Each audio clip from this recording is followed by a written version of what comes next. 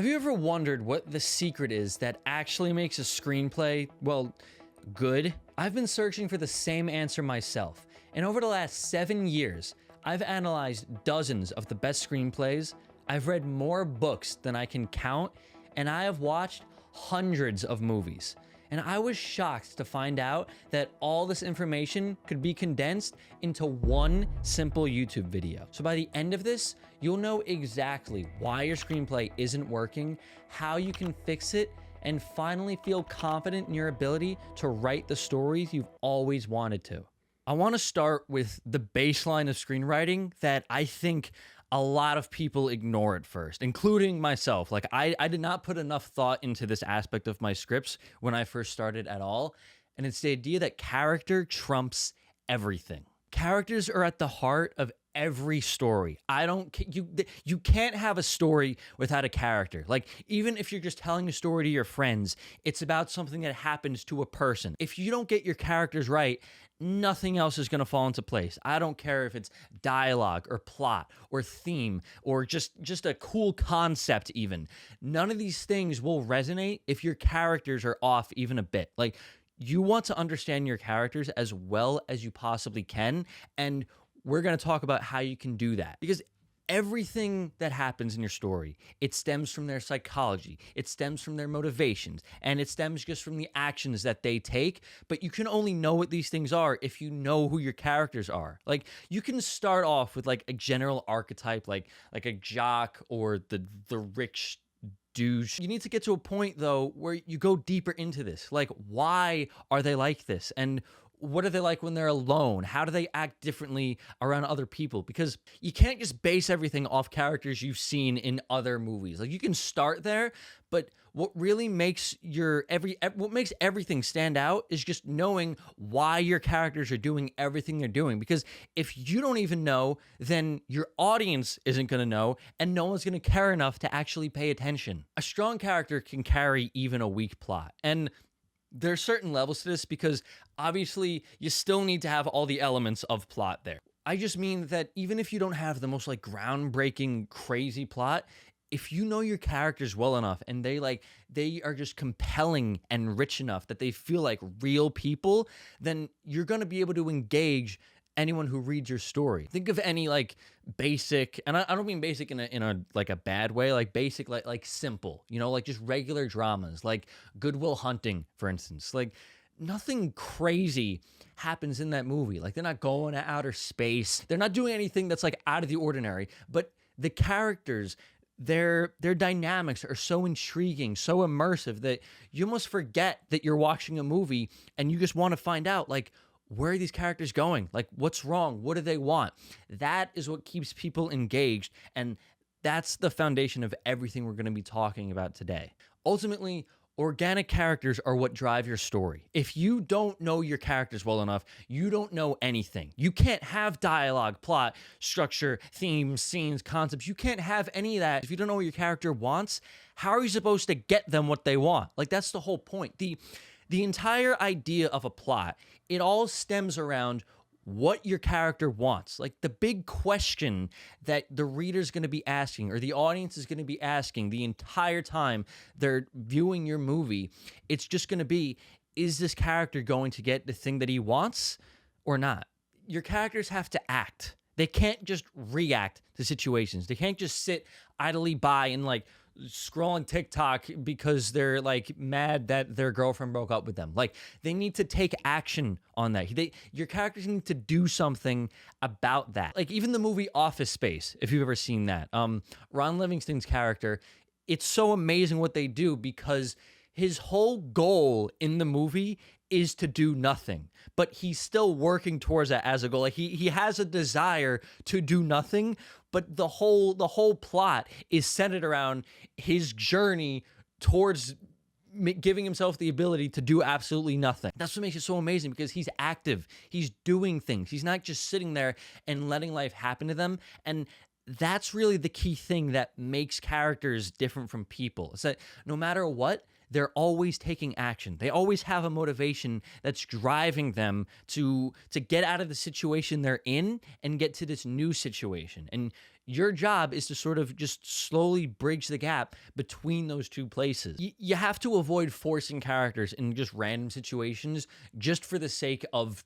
the plot. You know, like everything that your character does, everything that he says, everything that happens, it needs to make sense based on everything that's happened before that. Because anytime that you're reading a book or watching a movie, or honestly, even reading an article or watching this video, everything that happens is going to be through the lens of how it starts. So like, let's say that for some reason later in your screenplay, your character needs to be able to like walk through walls. Like that's the only way he can get out of a situation. Like maybe he's locked in a mental asylum and you can't think of any way for him to escape other than that he walks through walls. It can't just, he can do that. It is okay if your character is able to do that, but it needs to make sense. If you're going to show that your character walks through a wall later in the movie, then earlier in the movie, you need to at least hint at it. Like you don't need to blatantly show that he can walk through walls, but you need to like show something small, like maybe he leans against a wall and he like almost falls right through it. But everything just needs to add up. Like you can't just throw random events for plot's convenience. Because the thing about convenience is it can only happen if it's negative. Like if something convenient happens that would never happen otherwise, I don't know, like your character goes to jail and he needs $20,000 to bail him out. And then within the same hour, he gets like a scratch off ticket and wins $20,000. Like that's convenient. But if it's something bad, like if he falls into a ditch and then it so happens that there's a werewolf in that ditch, that's still like, that's like the opposite of convenience. But it's okay because it's bad. So you're not really saying it to help the character. The fact that you're using it to hurt him is what makes it okay. And you have to allow your characters to make decisions that actually propel your narrative. That's why you have to give them a goal and a core motivation they're working towards, because that's what you can always bring yourself back to. Like if you get stuck in somewhere in your screenplay and like you have writer's block and don't know what to write next, you just come back to this. Whatever their goal is and wherever they are right now, you have to really know, okay, what would my character do in this scenario? Like, based on everything I know about his motivations, about his beliefs, just about his thought process, what's he going to do right now to move towards his goal? And what's going to stop him from taking that step forward? You need to just come back to this with every single beat in your story. If you know this, then you're never going to get stuck. But if you want to go a lot deeper into this, just click the link in the description below and we can work one-on-one on developing your characters. Let's talk about authenticity in your character, because one genuine line from your character is better than 100 like clever lines from your character that aren't actually true to them. This is such a huge thing with dialogue. I remember I was at a film festival like a year and a half ago, and I was sitting at a table with Shane Black, and there were like 3 different people who came up to him, and they were like, How did you come up with that line in Lethal Weapon? I'm getting too old for this. Like, because, you know, that's he kind of coined that line. And everyone was asking him, like, how'd you come up with this awesome line? And he just said, like, I don't know. I just wrote it. And that's the thing. Like, you can't try to come up with a cool line. Like, the way I see it, most of the time when writers write a line, I don't think that they're thinking like, oh my God, this is going to be so sick. Like, this is going to be the coolest line ever. Like, if you do that, it's going to have the exact opposite effect. Like, if Shane Black was sitting there for like days and he's like, okay, I need a really cool line here. I don't think he ever would have come up with that, because it's like you're forcing your brain too hard to think logically about a creative thing. But what you need to come back to is, again, what would my character actually say here? That is where the cool lines come from. When you know your characters so well that you know what their quirks and quips are, you know how to make them feel real. That's what makes a line like that feel good, is that it feels real. Avoid stealing lines from other places just because you think it sounds cool. Like, it's not going to make any sense. Just because you take like a line that sounded cool in someone else's mouth, it doesn't mean it's going to sound cool in one of your character's mouth. Like, the most blatant example I can think of is, like, let's say you have a character who, like, is just very religious and doesn't even curse, but then you have him say, I'm getting too old for this shit. Like, okay, yeah, it's a cool line, but if you already established that your character doesn't swear, then it's just not going to make any sense that he said it. Like, the fact that it's a cool line is irrelevant because it's just not real to the character. And I know that that sounds obvious, but it applies to everything. Like, if it feels even a little off that your character doesn't say it, it's not gonna hit. Like, as the harder you try to give your character a cool line, the less effective you're going to be at that. I'm not saying not to try and make your dialogue sound good or powerful, or not to use like certain rhythm and cadence like Aaron Sorkin or David Mamet, because you can absolutely do that. But you need to just start with just, what is my character trying to get across here, and then use that as sort of the vessel, as the vehicle to use these little techniques and whatever. Because just, if it's not true to your character, like, nothing's gonna hit.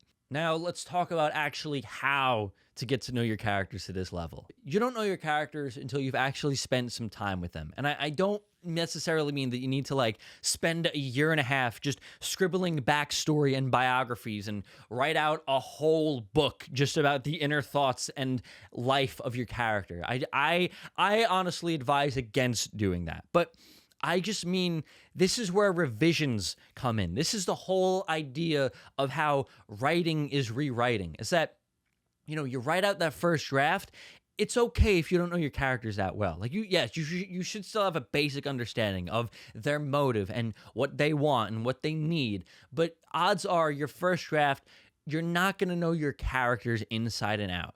But you're going to know them more when you get to the end of it than when you did to the beginning. And that's why I really like the idea of just rewriting as many drafts as you can, because the more drafts that you go through, you're going to dig a little bit deeper each time. Like, you're going to read little bits and even just notice back to yourself, like, oh, wait, that doesn't fit. Okay, why is he doing this? Why is he doing that? And you already know the answers. Like, you know everything you need to know about your characters. You just don't know that you know it yet, right? Because you kind of just go through the stream of consciousness with the first things that come to you. And then when you take a look back at it and you just ask yourself, like, okay, why does he want this?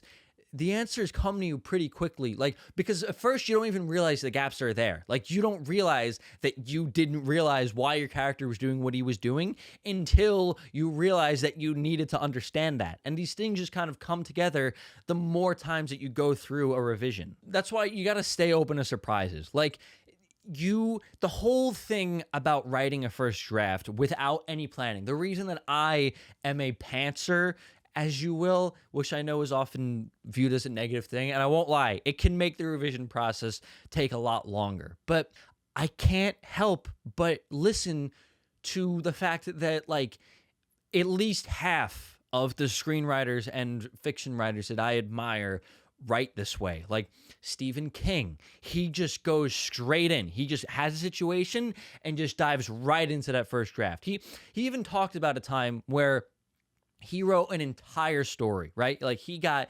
75% of the way through, or at least what felt like that. And basically what was happening was, it took place in an airport, and all these, and there was something going on in the airport bathroom. And so all these security guards and police, even the SWAT team at one point comes in, and everyone just going into this bathroom, but no one's ever coming out. And it just keeps going and going.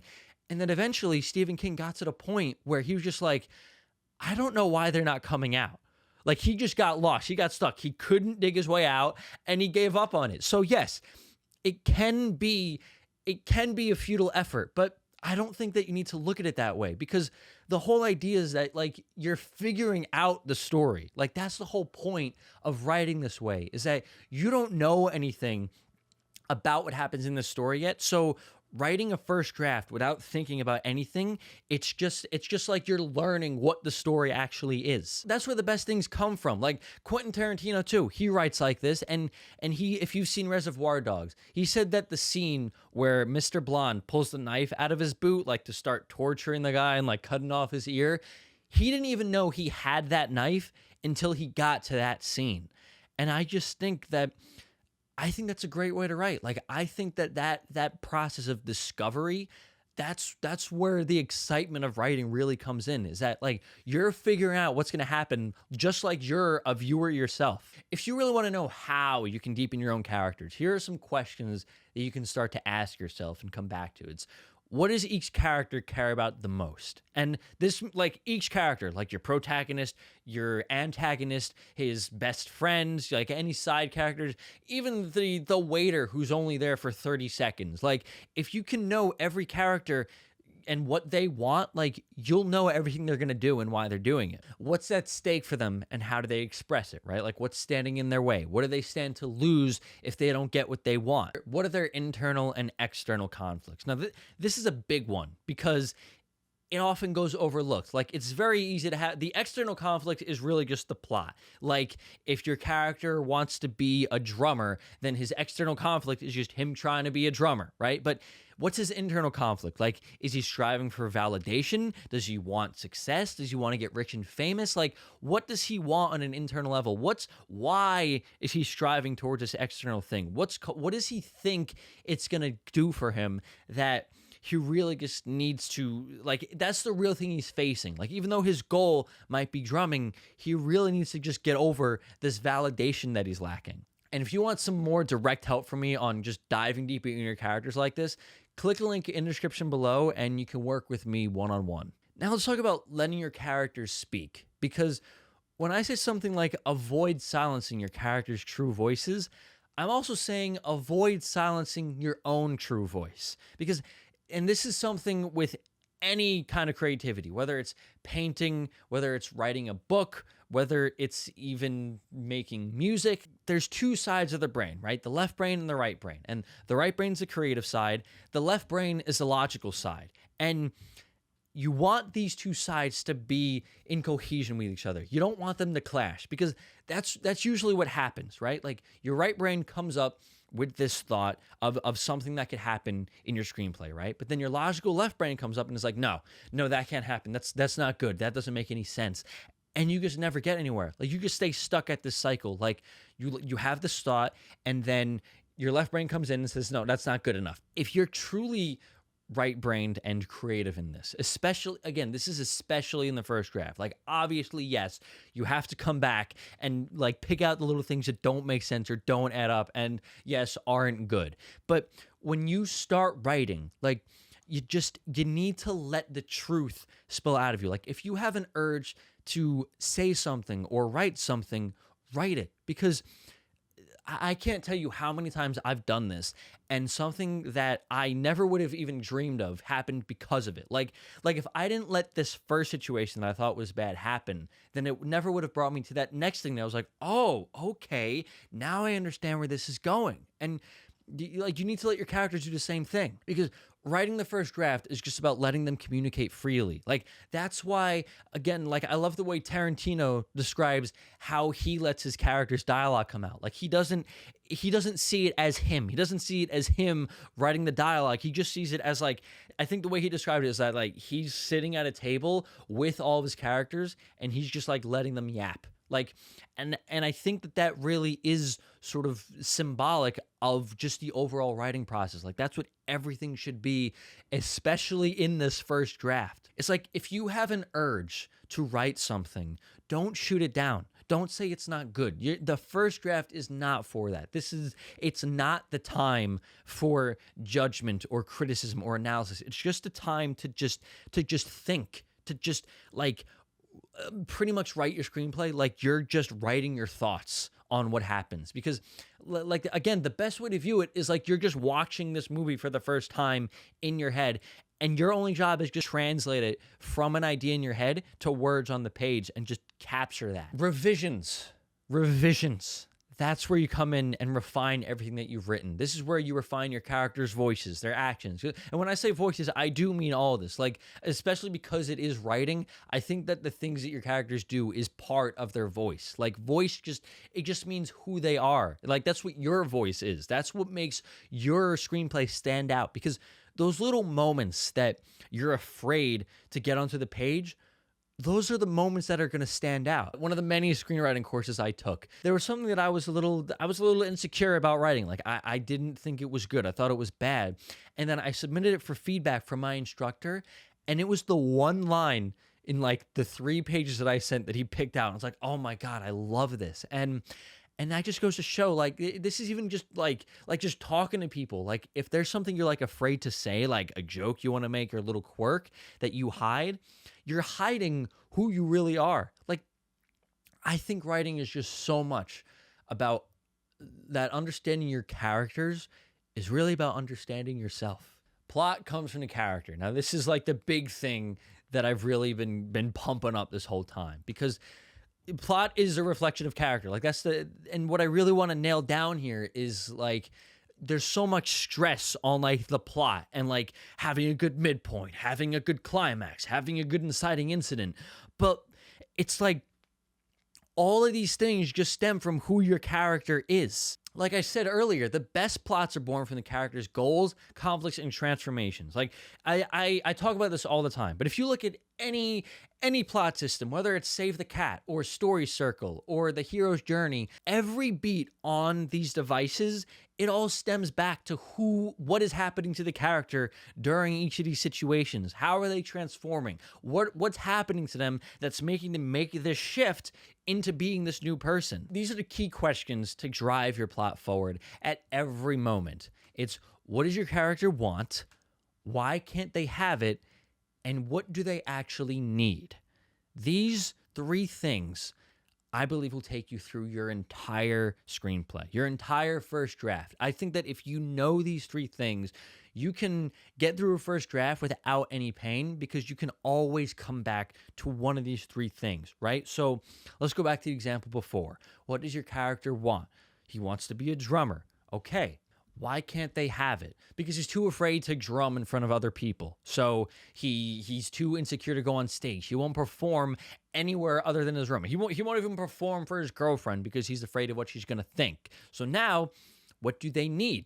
They need to get over that. He needs to get over the fact that he's insecure about his drumming. The plot is just, you start off with that want of him wanting to play the drums. He can't have it though, because every time an opportunity comes up, he's afraid to put himself out there. So the plot is really just a bunch of situations that's going to force him to face the fact that he needs to be okay with other people seeing him drum. It all just comes down to trusting your characters, right? Like, focus on their psychology over these rigid plot points. I know that this is like the 3rd time I'm saying this, but I can't stress it enough, because if you're focused on the plot, then you're going to forget all about your characters and nothing else is going to fall into place. But if you focus on your characters, everything else just sort of works itself in from there. So now, what everyone wants to talk about, dialogue. Dialogue that serves the story. And I want to be clear here. Story and plot are not the same thing. Plot is a part of story. There's a lot of parts of story. It's your characters. It's the plot. It is the theme. It is the mood of your story. Everything in your screenplay is a story. Your screenplay is not a plot, though. Like, they're not equivalent, because I used to do this too. Like, I used to see plot and story as the same thing. So when I heard this, that every line of dialogue needs to serve the story, I'd get all like, what do you mean though? Like, there's plenty of lines that don't have to do anything with moving the plot forward. Like, what? But then okay, let's take A Few Good Men, for instance. Like, off the top of my head, there's a line in there where, Kathy, the main character, or his best friend, he talks about how he's having a baby. He like that doesn't do anything for the plot itself. Like, the entire plot would be able to happen exactly the same way if he didn't say that line, but it enriches his character. It tells us something about the character that we need to know, that's relevant to how he acts later on. And that's really what the frame is that you should be tackling dialogue with, in terms of dialogue that just serves your characters. Like, if your character says something about himself, it needs to be relevant to a trait of his later on. Let's go to Whiplash, since I'm thinking about drumming right now. Like, in the beginning, Andrew's telling his dad how he doesn't just want to be normal. And, you see his dad telling him it's okay to give up or whatever. And that just sort of paints the picture of who his dad is and how he views his dad, that he thinks it's like okay to give up on your dreams, which makes the ending, and spoiler alert, it makes the ending all the more powerful when Andrew walks over to the door, sees his dad, and turns around, because everything that we learned about him and his dad's dynamic leading up to that point, we know that inside Andrew's head, he's being like, nope, I'm not being like you, Dad. And he goes and he plays the hell out of that drum kit. Like, everything that your characters say, there's a few things it needs to do. It does need to serve the plot. There's lines that absolutely need to serve the plot, because, you know, the plot's not going to make any sense if unless the characters don't speak, but whatever. Dialogue that serves the plot, dialogue that builds the characters, like I just said, and you can even have dialogue just to be funny. Like, it just needs to have a purpose, and humor counts as part of that purpose. I just watched The Big Short, and do you remember the scene where, you know, they're sitting in the presentation and Steve Carell stands up and he interrupts the guy, and then Steve Carell walks out and Ryan Gosling turns around because he's like narrating a real story, and he's like, yeah, he actually did that. You see what I have to deal with? Like, lines like that. Like, the whole story, the whole plot would have worked without that line of dialogue. But it's funny. It makes us laugh in a way that's relevant to the story. So, you know, if you have something that you just think is funny, then you can keep it in. But when it comes to lines like that, when it comes to lines about serving the plot, lines that are funny, they all need to serve the characters.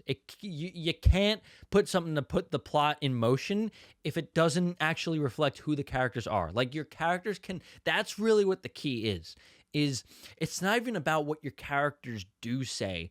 It's about not letting them say things that aren't true to them. Because if they're going to say something, then you need to just make sure that it's the right time for them to say it, and that they'd actually say it in the way that you're painting them to say it. So yeah, avoid filler dialogue that adds nothing to the narrative. Like, if there's something that's just pointless and it doesn't do any of the things I just described, it doesn't show who your character is, and it doesn't serve the plot, and it's not funny, then you got to get rid of it. I mean, it needs to contribute to something. If it's just there to be, like, the classic case is it's just there because you thought it was a cool line.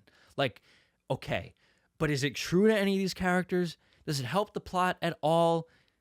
Like, does it belong here? That's what it really is. Every single line of dialogue, it needs to earn its place.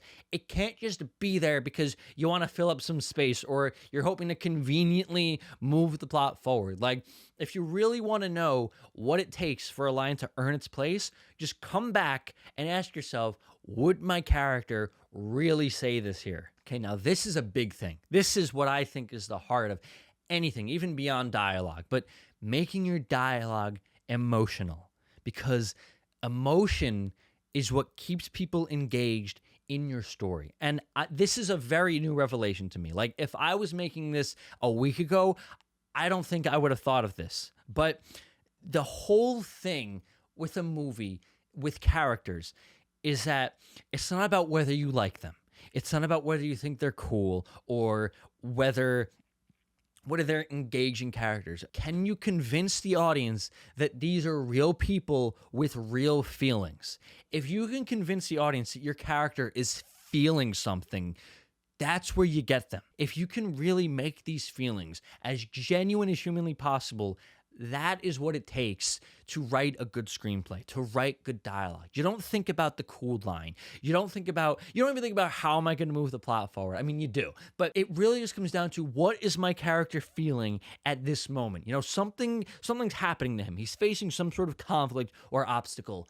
How does that make him feel? What does that do to him in this scenario? The way that you evoke a feeling in the audience is through your characters. Like I said earlier, your audience views the whole story through the lens of your characters. So if you want your audience to feel a certain emotion, you need to make your characters feel that emotion, and you let that drive everything. If a character is storming in and he's really angry, like go deep into that. Like, why is he so angry? And I think about what caused him to be angry, and it's just really show that anger. It all comes down to how he expresses the anger. That's what makes it feel real. Like, because some characters, they'll try to hide that they're angry. Like, they'll let's say he's in Starbucks, right? Like, oh, just give me my coffee. Just please please just give me my coffee. I don't want to talk to you right now. Or he'll just burst out like, give me the coffee. Like, I want it. The way that your character either expresses or doesn't express their feelings, that's where all this comes from. It's body language. It's their tone. It's the volume of their voice. It's what they say. It's what they don't say. All of this, it all comes back to what are they feeling in this moment. Channel your character's emotions into their words, right? And again, that goes to every degree. It's what they say and how they say it. You create tension by delaying what's inevitable, like Tarantino's rubber band effect, which really just comes down to suspense and buildup. And it's like, what's going to happen now that they're feeling this way? And like, it doesn't need to be like such clear tension, like where someone's literally gonna die in a few seconds, but just tension in the sense that like you can feel that there's conflict, that there's genuine conflicting emotions between two characters. That creates tension. Again, off the top of my head, the first scenario I can think of is like a girl cheats on a guy and the guy finds out, but the girl doesn't know that he's found out. So, but we know that he's found out. We know that she did it, but she just doesn't know that he knows.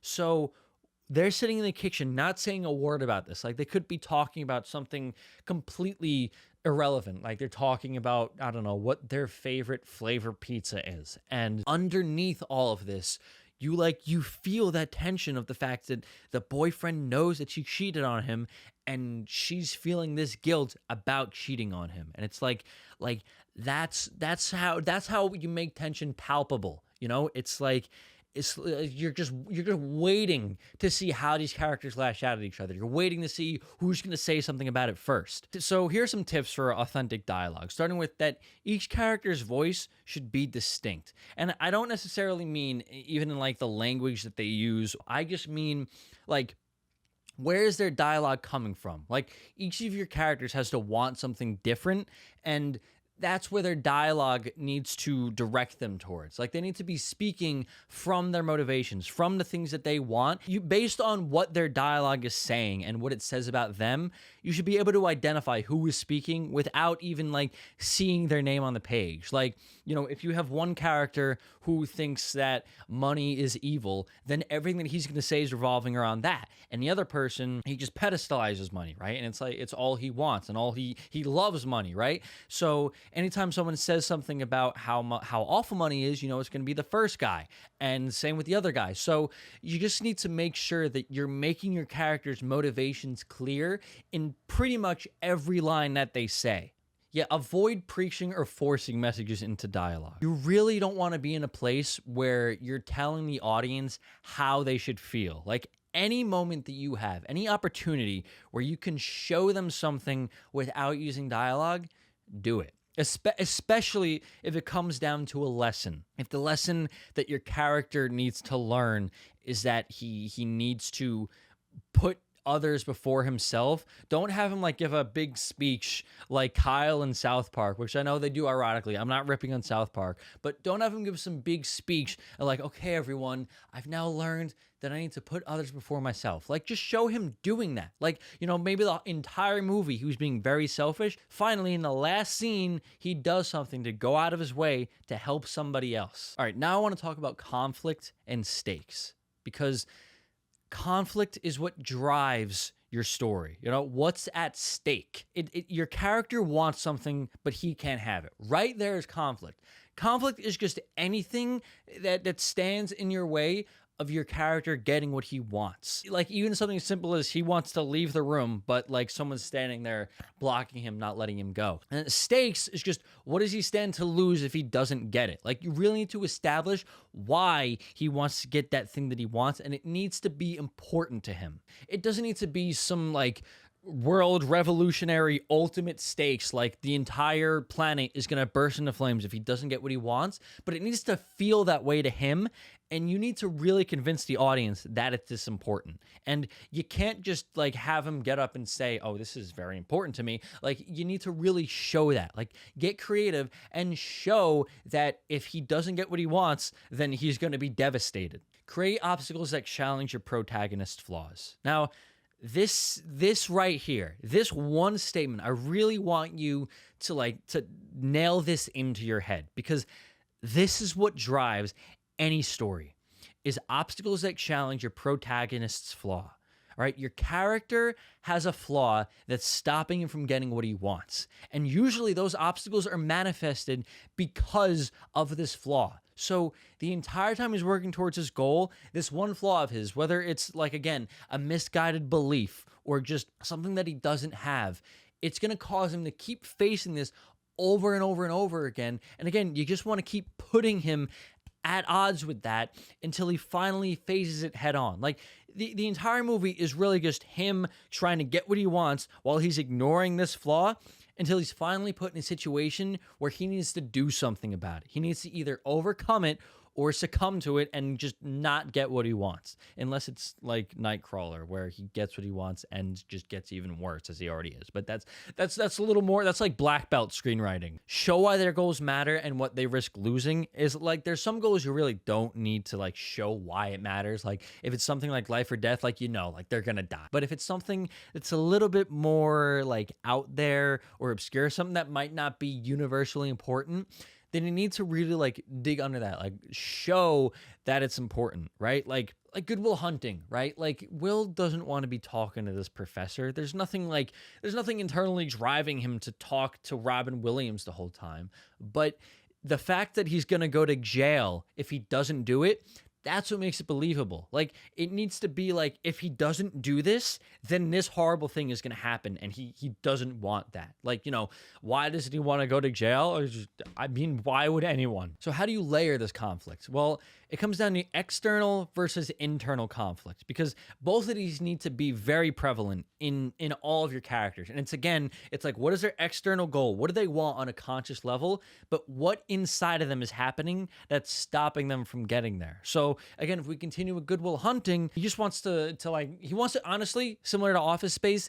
he kind of just wants to do nothing, right? He just wants to exist. He doesn't want to pursue the potential that he has, and he just wants to hang out with his friends and do nothing. But like he needs to, he needs to get over his past, his traumatic childhood, and he needs to be able to face that head on and like take those steps forward and grow as a person. Conflicting goals among characters are what create depth in your story. So even if your characters have the same goal, the way they're going about that goal might be different. Like, let's look at Steve Jobs, since, I'm looking at it right now. All that Steve Jobs wants to do is change the world at any cost. Like, he's willing to cast his family aside. He's willing to lose all his relationships. He doesn't care about any of that, as long as it means he gets to change the world. But then you have his assistant, Joanna, and she wants those things for him too. She wants him to change the world. She sees all the potential in him, but she hates the fact that he's doing it at the expense of his relationships. These two things, even like they're on the same side through the whole movie, like just in terms of like a team, they're together. Like they don't hate each other. They're working together the whole time. But the problem is that Joanna doesn't like the way Steve goes about everything he's doing, so it just keeps coming up through the whole movie. They keep butting heads at Joanna criticizing his lackluster role as a father until finally at the end, he finally has to face it head on because she is there to make him do that. It's even more powerful if your characters want something completely different. Like if you have two characters who want a complete opposite thing, but they stand in each other's way, that's where a lot of dialogue comes from. That's where your plot comes from. It's like all these characters with all these different goals and all these vehicles for getting these goals, they kind of just get all scrambled up until someone finally comes out the other side victorious. Like even Whiplash, the whole thing, Andrew and Fletcher, they both want Andrew to be an amazing drummer. They're like as hard as Fletcher is on Andrew, he doesn't not want him to be a drummer. Like he wants him to be this world famous drummer, but it's just about the method to do that. Like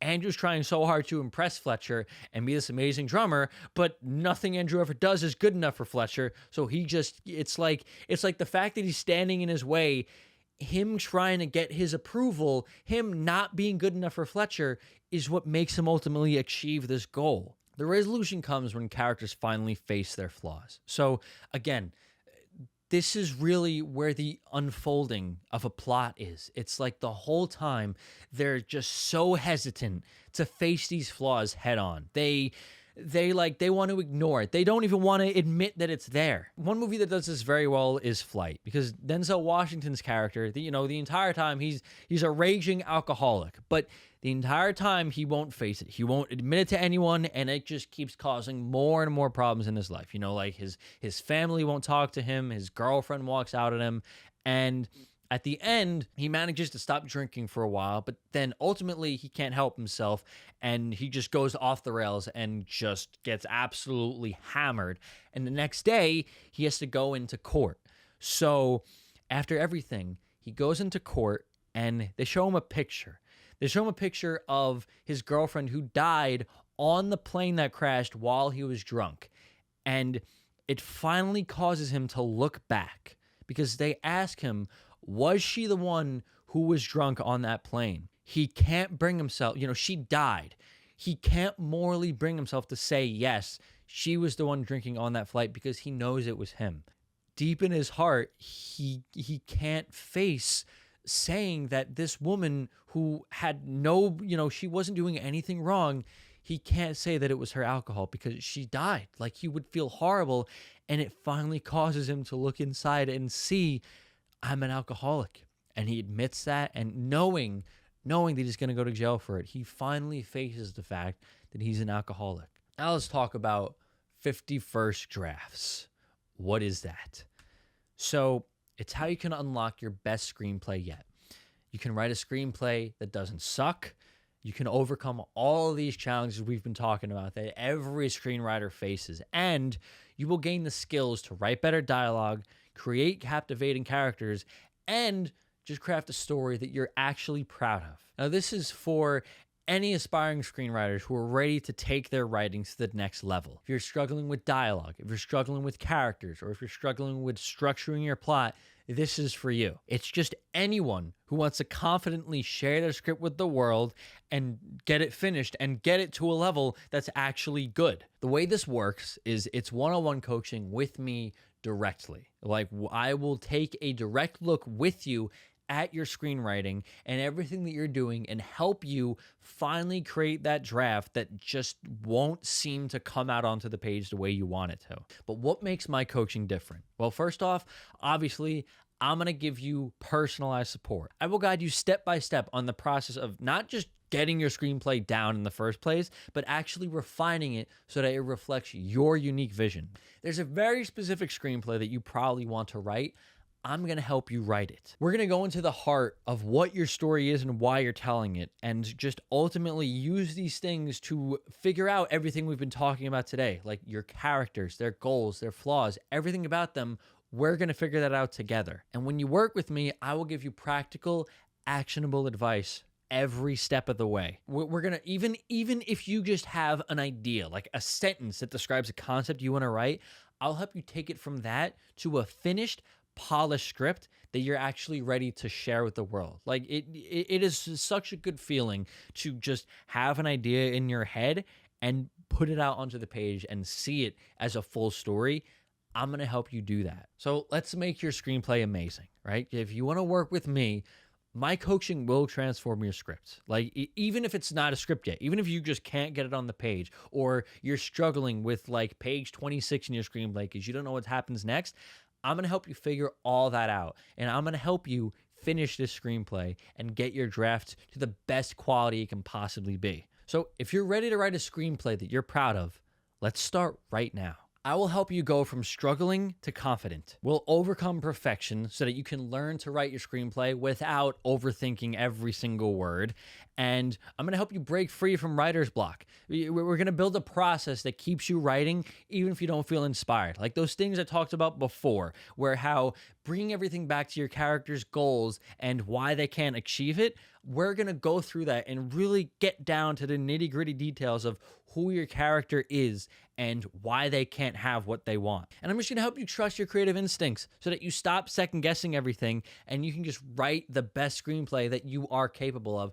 I'm going to help you bring that out of yourself. What's really important is who you're going to become, because You're going to become a screenwriter who writes consistently instead of waiting for motivation. You're going to become a storyteller who trusts your own voice rather than fearing making mistakes. And ultimately, you're just going to become a writer who finishes your screenplay and you're proud to share it with the world. We're going to master everything. We're going to get your dialogue, your plot, and everything just as solid as it can be. We're going to find the fortitude that your screenplay needs and immerse it with true depth. So if you're ready, we're going to rewire your mindset and your writing process, and we're going to help you step into the confidence of a great screenwriter, because that's what you really need. So if you want to work with me one-on-one and get your screenplay to this amazing quality that we both know it can be, click the link in the description below and let's get started.